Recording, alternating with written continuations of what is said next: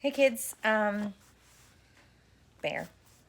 big, stuffed bear.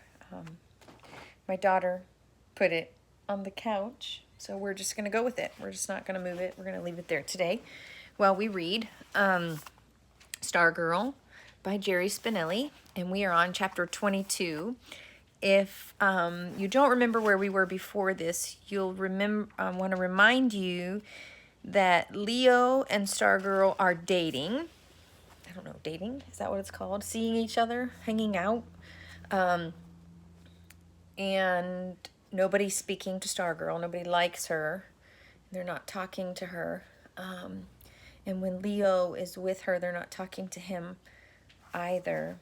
And he's just in this place where he is learning about her and the things that she does, like her random acts of kindness, leaving change for people and giving anonymous cards to people, and how she learns about that through the newspaper.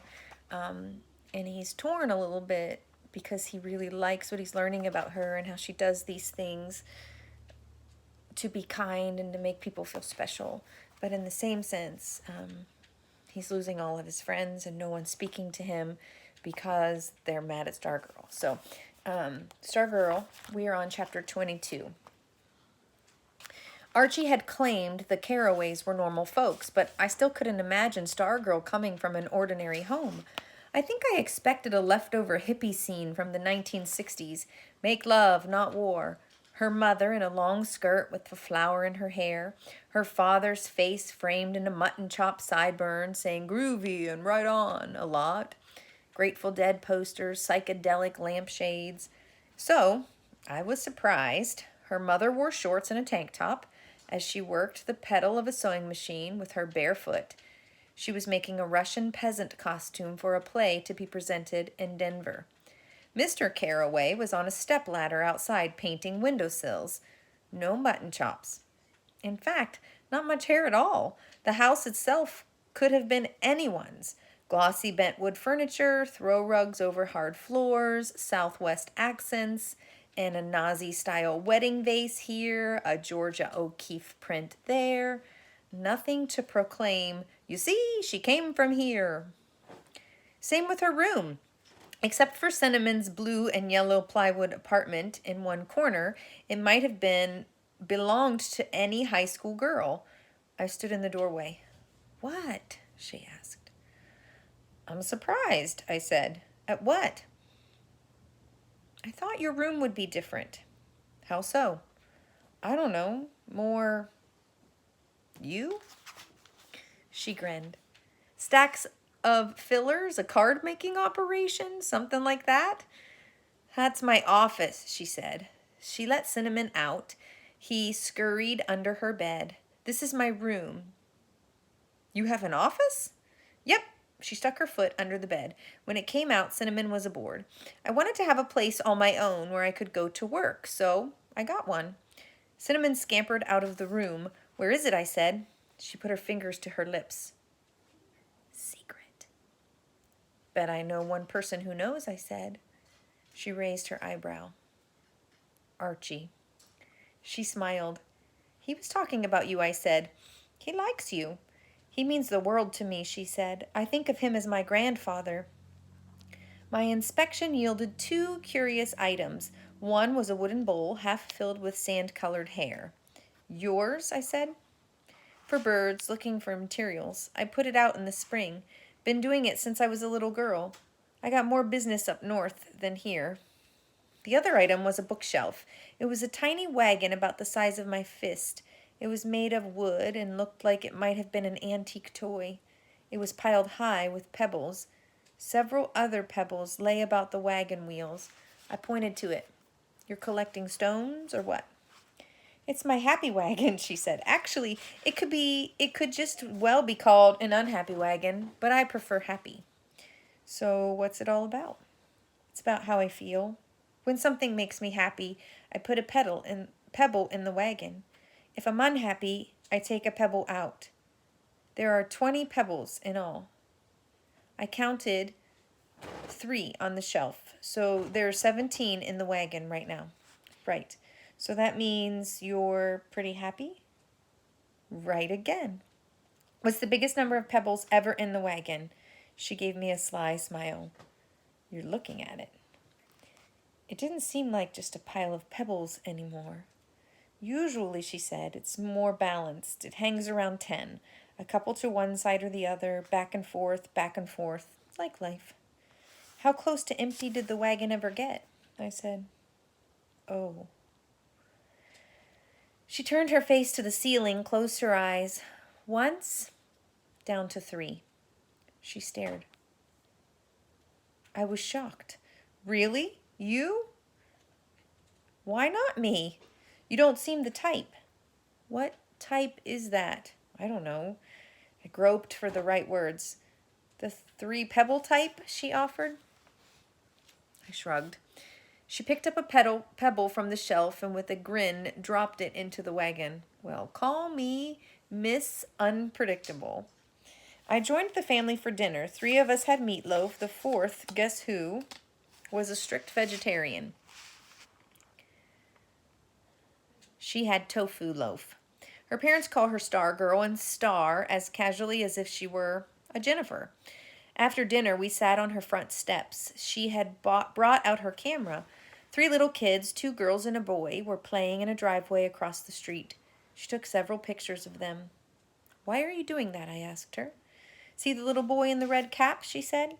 His name is Peter Sinkowitz. He's 5 years old. I'm doing his biography, sort of. For the 10th time that day, she had caught me off guard. Biography? Peter Sinkowitz was coasting down his driveway in a 4-wheeled plastic banana. The 2 little girls were running, screaming after him. Why would you want to do that? She snapped a picture. Don't you wish someone came up to you today and gave you a scrapbook called The Life of Leo Borlaug? And it's a record, like a journal of what you did on such and such date when you were little, from the days you can't remember anymore. And there's pictures and even stuff that you dropped or threw away, like a candy wrapper. And it was all done by some neighbor across the street and you didn't even know she was doing it. Don't you think when you're 50 or 60, you'd give a fortune to have such a thing? I thought about it. It was 10 years since I had been 6. It seemed like a century.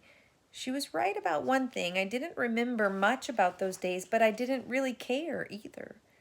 No, I said. I don't think so. And anyway, don't you think his parents are doing that? Family albums and all? One of the little girls managed to wrest the banana roadster away from Peter Sinkowitz. Peter started howling. I'm sure they are, she said, snapping another picture. But those pictures and those moments are posed and smiling. They're not as real as this. Someday he's going to love this picture of himself, bawling while a little girl rides off on his toy. I don't follow him around like we did Clarissa. I just keep an eye on him. And a couple of times a week I jot down what I saw him doing that day. I'll do it for a few more years and then I'll give it to his parents to give to him when he's older and ready to appreciate it. A puzzled look came over her face. She poked me with her elbow. What? Huh? I said. You're staring at me really funny. What is it? I blurted, Are you running for saint? I regretted the words as soon as they left my lips. She just looked at me, hurt in her eyes. Sorry, I said. I didn't mean to sound nasty. How did you mean to sound? Amazed, I guess. At what? I laughed. What do you think? You. I laughed again. I stood before the steps facing her. Look at you. It's Saturday. I've been with you all day, and you spent the whole day doing stuff for other people, or paying attention to other people, or following other people, or taking pictures of other people. She looked up at me. The hurt was gone from her eyes, but not for the puzzlement. She blinked. So I don't know what I'm saying. Sounds like you're saying I'm obsessed with other people. Is that it?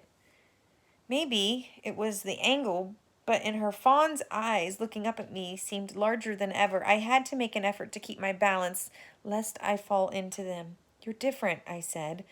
That's for sure. She batted her eyelids and gave me a flirty grin. Don't you like different? Sure I do, I said. Maybe a little too quickly. A look of sudden discovery brightened her face. She reached out with her foot and tapped my sneaker. I know what your problem is. Really? I said. What? You're jealous. You're upset because I'm paying all this attention to other people and not enough to you. Right, I sniffed. I'm jealous of Peter Sinkowitz. She stood. You want me all to yourself, don't you? She stepped into my space. The tips of our noses were touching. Don't you, Mr. Leo? Her arms were around my neck. We were on the sidewalk in front of her house in full view. What are you doing? I said. I'm giving you some attention, she cooed. Don't you want some attention? I was losing my battle for balance.